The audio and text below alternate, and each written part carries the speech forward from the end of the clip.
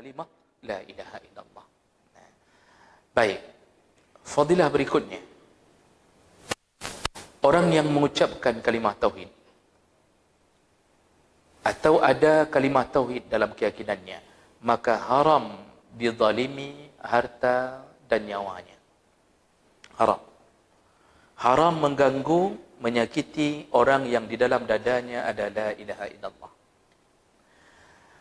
Hadis sahih dari Tariq bin Asyam radhiyallahu anhu, Rasulullah sallallahu alaihi wasallam qala, "Man qala la ilaha illallah," barang siapa yang mengucapkan la ilaha illallah, wa kafara bima yu'abadu min dunillah, setelah itu dia ingkari semua sembahan selain daripada Allah. Dia tidak sembah apapun, baik syirik besar, syirik kecil, dia tidak lakukan. Semua urusan karena Allah. Jadi dalam hatinya setelah mengucapkan la ilaha illallah, tidak ada kesyirikan sedikit pun. Jadi tidak ada keyakinan ini hari baik, ini hari tidak baik. Ya, kemudian jangan buat seperti ini di bulan ini, di bulan itu, kalau dilihat di primbon ini nanti kurang baik. Tidak ada pikirannya, tidak ada angka baik, angka buruk, tidak ada. Benar-benar urusannya semua dengan Allah.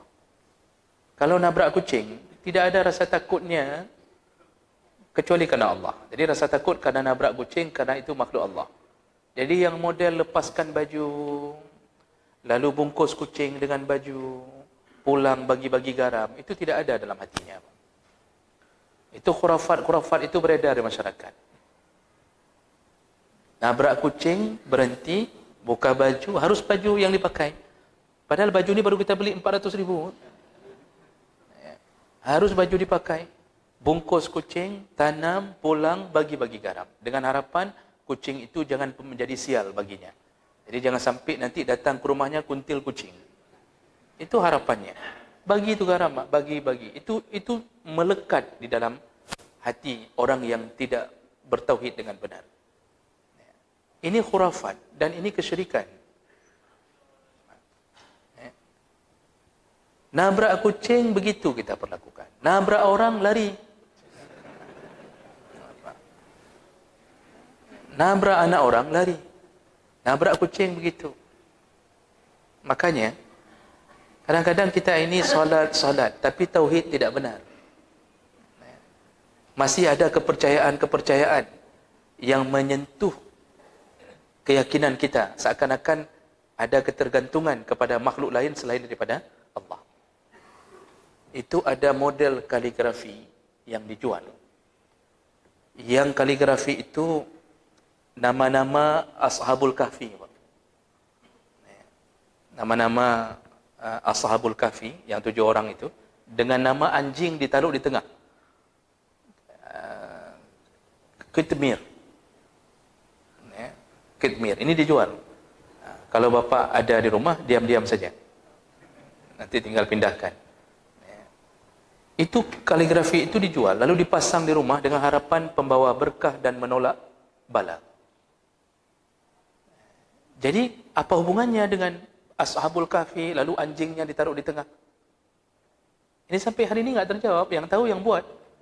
Itu dibeli. Dan hari ini siapa yang yakin dengan kemuliaan kalimah-kalimah seperti itu, maka dia telah menghilangkan tauhid yang benar dari dirinya.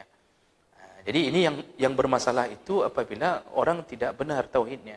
Maka jangan sampai ada sesuatu yang kita saingi Allah. Maka mengucapkan kepada seorang isteri, engkaulah segala-galanya, itu perlu dirubah. Allah lah segala-galanya. Engkau hanya istriku. Engkau mati, aku kahwin lagi. Begitu saja. Selesai urusannya. Jadi kadang-kadang kita ini terlalu over. Engkaulah segala-galanya dalam hidupku. Itu kan kalimat yang berbau syirik juga. Engkau segala-galanya dalam hidupku. Padahal dalam solat kita akui cuma Allah semata dalam hidup kita. Jadi hati-hati memakai kalimat. Tapi kalau memuji selain daripada itu tidak mengapa. Malah sunnah memuji-muji istri walaupun tidak sesuai dengan kenyataan. Tidak ada yang lebih cantik dari dirimu. Engkaulah satu-satunya yang paling cantik di dalam kamar ini. Kita katakan. Begitu keluar kamar, muncul yang lebih cantik. Itu tidak mengapa. Sunnah memuji isteri. Isteri suka dipuji walaupun dia tahu itu penipuan. Dia tahu, nanti dia bilang, alah, apa ni, nak lagi nyan, alah, drone. Begitu kita diam, disuruh puji lagi, hana neken kata. Begitu. Tapi begitu memang. Itu insya-Allah bahagia. Nah, orang yang ada kalimah la ilaha illallah, kata Rasulullah, hurrima haruma maluhu wa damuhu wa hisabuhu 'ala Allah. Haram diganggu hartanya dan haram ditumpahkan darahnya. Dan kemudian semua perhitungan yang berani menumpahkan darah orang yang mukmin di sisi Allah Subhanahu wa taala. Makanya maksiat yang paling pertama disidangkan oleh Allah adalah ad-dam, darah. Yang pernah membunuh orang. Yang pernah membunuh orang dengan alasan macam-macam, dituduh cuak, dituduh macam-macam, lalu kita bunuh. Padahal dia orang yang beriman. Maka tunggu hisabnya di hadapan Allah. Kalau kita bertaubat pun, itu tetap dipertemukan dengan korban. Sampai korban meridainya. Dan Allah meridainya. Dan ahli waris meridainya. Panjang urusan kalau darah. Kalau tidak pernah minta maaf, tidak pernah taubat, maka dia dipastikan jahannam. Wa may yaqtul mu'minan muta'ammidan fajazaohu jahannam. Pasti jahannam. Jadi langsung jahannam itu.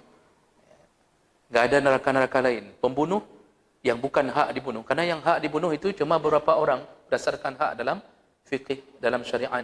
Di antaranya adalah membunuh orang, maka berhak untuk dibunuh balik dengan cara qisas. Atau berzina setelah menikah, maka berhak dibunuh dengan cara rajam. Atau murtad, maka berhak dibunuh setelah disuruh istitabah. Suruh istitabah dulu, taubat dulu. Tidak mau, penggal kepalanya. Kalau ini berlaku, cukup banyak orang harus kita penggal hari ini. Cukup banyak. Sayang tidak bisa berlaku.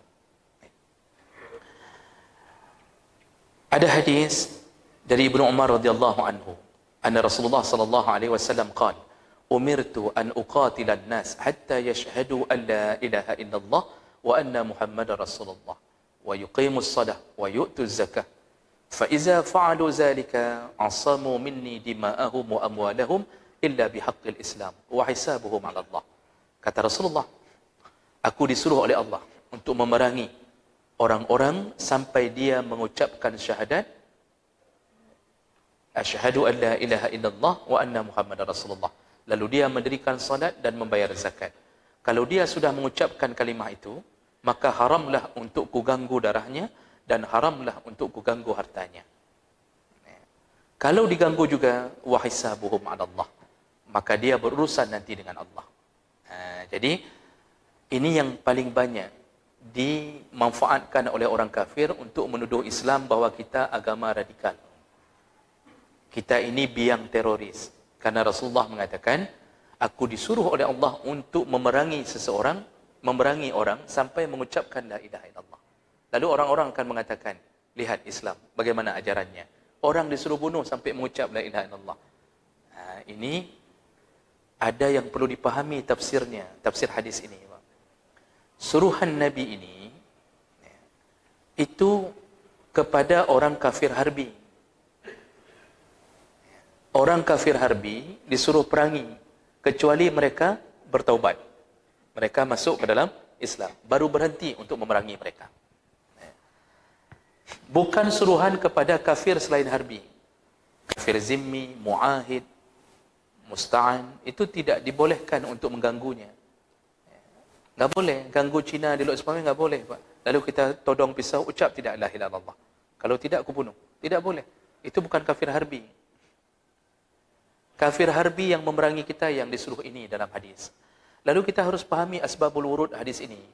Jadi disebutkan asbabul wurud hadis ini. Dulu di Madinah, para sahabat, ketika sudah mulai Islam muncul, maka muncul kelompok munafik. Lalu munafik ini bersatu dalam satu partai. Saya tidak sebutkan nama partainya. Karena roh tersebut tak sesat. Munafik ini bersatu, Pak, dalam satu partai, lalu mendirikan masjid. Lalu masjid itu dinamakan Masjid Dirar. Jadi mereka bangun masjid, disuruh resmikan kepada Nabi. Lalu Nabi diberitahu oleh malaikat, jangan resmikan dan jangan salat di situ. Itu masjid munafik. Nabi datang menghancurkan. Ternyata masjid itu dibuat untuk berkumpul-kumpul, merencanakan untuk menghancurkan kaum muslimin. Lalu para sahabat memohon izin, ya Rasulullah, izinkan kami untuk membunuh para munafik. Munafik ini kan orang yang sudah Islam, tapi hatinya munafik. Jadi sahabat memohon izin, izinkan kami membunuh munafik. Lalu keluarlah hadis ini dari mulut Rasulullah. Jadi maksud Rasulullah, aku hanya disuruh berperang untuk memerangi kafir harbi sampai ucapkan la ilaha illallah. Sedangkan apabila yang sudah mengucapkannya, maka terjaga darah dan harta. Jadi Rasulullah ingin mengatakan apa? Walaupun munafik, kita enggak bisa membunuh mereka karena di dalam dada mereka ada la ilaha illallah. Cuma menempel di dada yang munafik. Walaupun begitu, enggak boleh bunuh. Enggak boleh membunuh munafik. Yang boleh dibunuh harbi yang memerangi kita. Malah sebenarnya hadis ini ingin membela, ingin menyelamatkan kaum munafik di dunia. Wa hisabuhu 'ala Allah. Masalah nanti mereka berurusan dengan Allah, biarkan mereka nanti.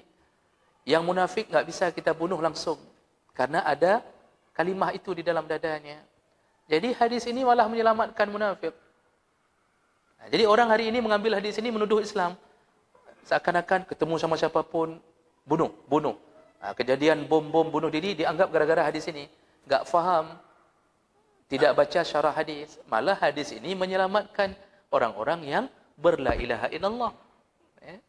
Sampai munafik pun larang bunuh. Ya sudahlah, pekerjaan mereka nanti urusannya dengan Allah. Munafik fid darkil asfali minan nar. Nanti Allah benamkan ke dalam neraka yang paling bawah. Nah, jemaah mereka Allah. Contoh barang. Tuhan aja deh di contoh barang. Saya mau menyebutkan satu kisah di masa Rasulullah ya, tentang hebatnya pembelaan Allah terhadap orang yang telah mengucapkan la ilaha illallah. Tapi sepertinya tidak mungkin kita sambung. Ya, biarlah menjadi bahan untuk penasaran bapa dan ibu. Kita sambung minggu depan sajalah. Ya, karena sudah berbunyi azan. Ya, mudah-mudahan yang hadir Allah telah catatkan pahala, Allah kirimkan keberkahan, dan semoga Allah kumpulkan kita di dalam surganya. Amin ya rabbal alamin. Subhanakallahumma bihamdik, asyhadu an la ilaha illa anta, astaghfiruka wa atubu ilaik. Wassalamualaikum warahmatullahi wabarakatuh.